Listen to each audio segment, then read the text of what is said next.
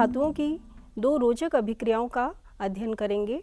हम पहले प्रयोग में लोहे की जलीय कॉपर सल्फेट के साथ होने वाली रासायनिक अभिक्रिया का अध्ययन करेंगे और दूसरे प्रयोग में मैग्नीशियम धातु की वायु में उपस्थित ऑक्सीजन के साथ अभिक्रिया का अध्ययन करेंगे। हम यह जानते हैं कि सभी धातुएं समान रूप से अभिक्रियाशील नहीं होती, परंतु किन्हीं दो धातुओं में से कौन सी धातु दूसरी धातु से अधिक अभिक्रियाशील है, यह देखने के लिए हम उस धातु की दूसरी धातु के विलयन के साथ अभिक्रिया करके देखते हैं। जैसे यह जानने के लिए कि लोहे या कॉपर में से कौन सी धातु अधिक अभिक्रियाशील है, आज हम लोहे की कॉपर के लवण कॉपर सल्फेट के विलयन के साथ रासायनिक अभिक्रिया करेंगे। इसके लिए हमें चाहिए दो परख नलियाँ, दो लोहे की कील, मापक सिलेंडर 50 मिलीलीटर, क्लैंप युक्त स्टैंड, परख नली स्टैंड, एक छेद वाला कॉर्क, धागा, रेगमाल, कॉपर सल्फेट, तनु सल्फ्यूरिक अम्ल और आसुत जल। अब सबसे पहले हम लोहे की दोनों कीलों को रेगमाल की सहायता से अच्छी तरह साफ कर लेंगे ताकि ऑक्साइड की परत हट जाए और हमें शुद्ध धातु वाली सतह प्राप्त हो जाए। अब हम एक परख नली लेते हैं जिस पर हमने ए चिन्ह अंकित किया हुआ है और इसमें हम लगभग 1 ग्राम कॉपर सल्फेट डालेंगे।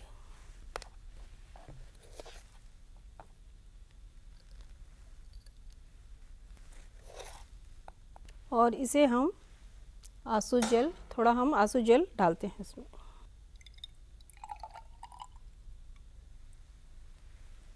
ये कॉपर सल्फेट में हमने थोड़ा आसुत जल डाल दिया है।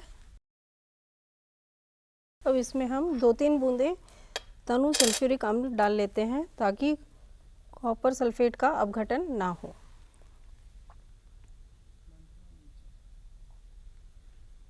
इसमें हमने 2-3 बूंदें तनु सल्फ्यूरिक अम्ल की डाली हैं ताकि कॉपर सल्फेट का जल अपघटन ना हो। अब हम एक दूसरी परख नली लेते हैं जिस पर हमने बी चिन्ह अंकित किया हुआ है और इसमें हम कॉपर सल्फेट विलयन जो हमने परख नली ए में तैयार किया है उसे हम परख नली बी में डालते हैं।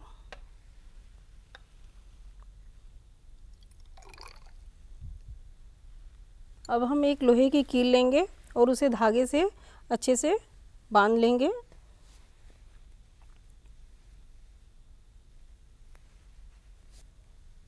आप देख सकते हैं कि ये लोहे की कील धागे से अच्छी तरह से बंध चुकी है। अब हम कील को जिसे हमने धागे से बांधा था उसे हम परख नली बी में डालते हैं।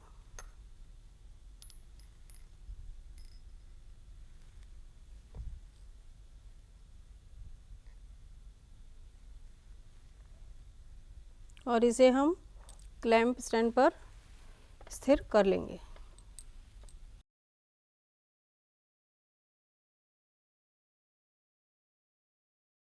कुछ समय पश्चात परख नली बी से कील को निकाल लेते हैं और उसकी तुलना अलग रखी कील से करते हैं।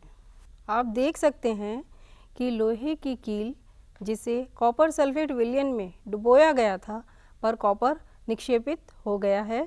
इसी प्रकार परख नली ए और परख नली बी में रखे कॉपर सल्फेट के रंगों की तुलना करते हैं।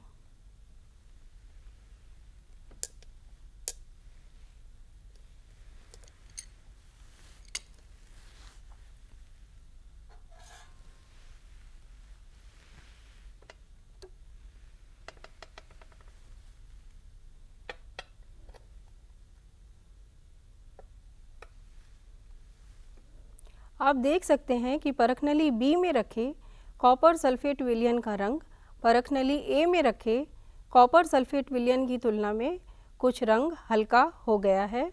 आइए अब हम यह जानें कि इस प्रयोग में हमने देखा कि लोहे ने कॉपर सल्फेट विलयन से कॉपर को विस्थापित कर दिया है। इसका कारण क्या है? इसे हम इस प्रकार भी लिख सकते हैं, आयरन प्लस कॉपर 2+ देता है आयरन 2+ कॉपर।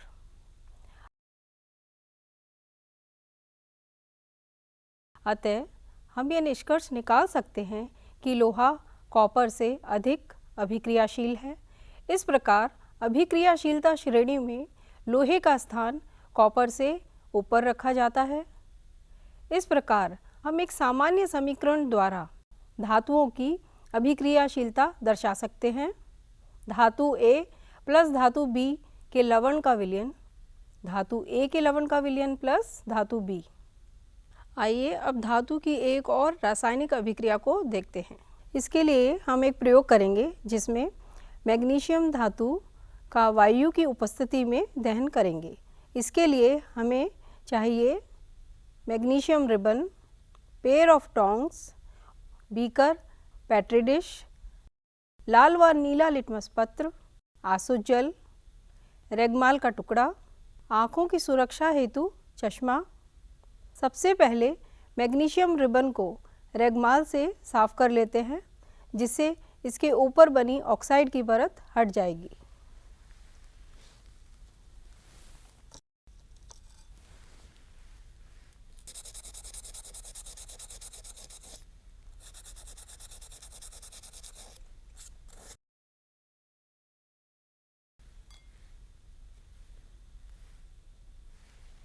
इस मैग्नीशियम रिबन को हमने दोनों तरफ से अच्छी तरह से रेगमाल से साफ कर लिया है। आइए अब इस मैग्नीशियम रिबन को जलाएंगे। इसके लिए हम सबसे पहले बर्नर को ऑन कर लेते हैं।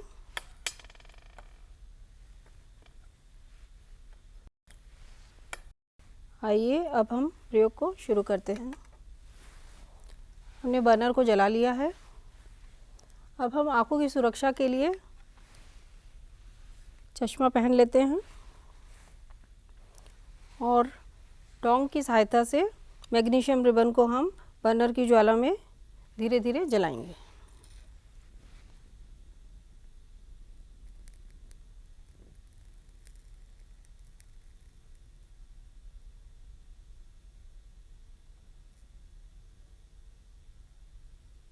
आपने देखा कि मैग्नीशियम रिबन जल चुका है और उससे हमें श्वेत चूर्ण प्राप्त हो गया है।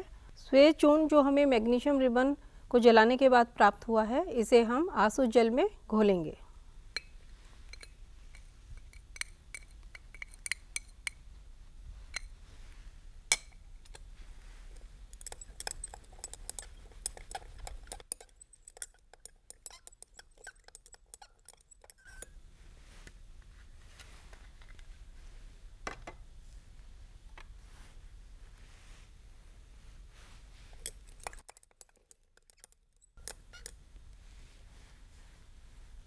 अब इस विलयन की कुछ बूंदें नीले और लाल लिटमस पत्रों पर डालते हैं और देखते हैं कि क्या उनके रंग में कोई परिवर्तन होता है।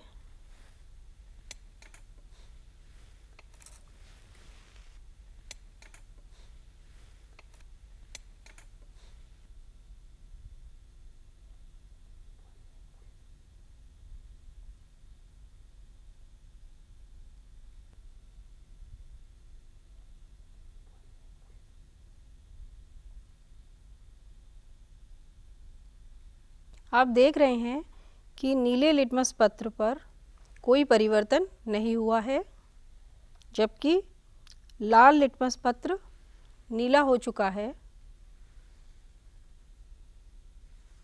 इससे हम ये निष्कर्ष निकाल सकते हैं, मैग्नीशियम रिबन का वायु में दहन किया तो उसकी वायु में उपस्थित ऑक्सीजन के साथ अभिक्रिया द्वारा मैग्नीशियम ऑक्साइड का सफ़ेद चूर्ण प्राप्त हो गया। जब मैग्नीशियम ऑक्साइड का जल में विलयन बनाया गया तो मैग्नीशियम ऑक्साइड की जल के साथ अभिक्रिया से मैग्नीशियम हाइड्रोक्साइड बनता है जिसकी प्रकृति क्षारीय होती है। मैग्नीशियम की भांति अन्य धातु भी ऑक्सीजन के साथ अभिक्रिया द्वारा ऑक्साइड बनाते हैं। इसे शब्दों में इस प्रकार व्यक्त करते हैं, धातु और ऑक्सीजन से प्राप्त होता है धातु ऑक्साइड। यह अभिक्रिया धातुओं द्वारा प्रदर्शित एक संयोजन अभिक्रिया है। आज हमने धातुओं की दो रोचक अभिक्रियाओं को किया जिसमें विस्थापन अभिक्रिया और संयोजन अभिक्रिया का अध्ययन किया। इस प्रकार की अभिक्रियाएं आप भी करके देख सकते हैं।